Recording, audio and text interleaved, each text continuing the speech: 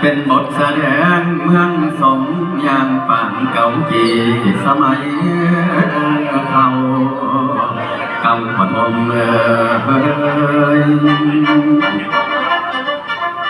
พอป่าพันแม่รุ่นนี้บ่เลิกลมจดจำอยู่บ่เคยหลงประสงค์ในความคิดได้เต้นก่อนป่าพัน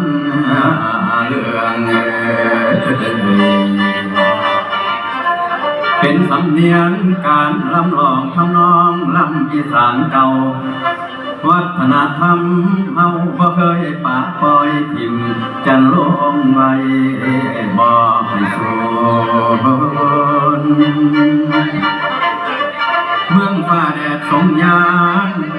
ได้ก้าวผ่านมาแต่พุ่นสมัยโบราณเป็นตำนานพญาของมาก่อแปรน้อเมืองบ้าน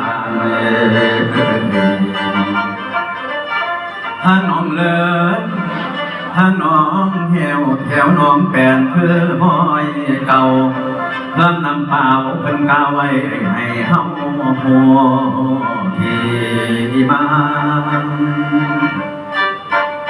ฟังเอาเด้อพวกพ่อลูกแม่ป่าตำนานเก่าเมืองกาฬสินธุ์ความเป็นมาแนวใดให้พ่ออย่าฟังเอาไว้ตอนพญาของไห้บ่มีไผสิแก่ซอยหอดระวางสิ้นชาตามันเสียตกกำต้อยสิหอมสายผู้ใดใจเฮาโอ้ศรัทธา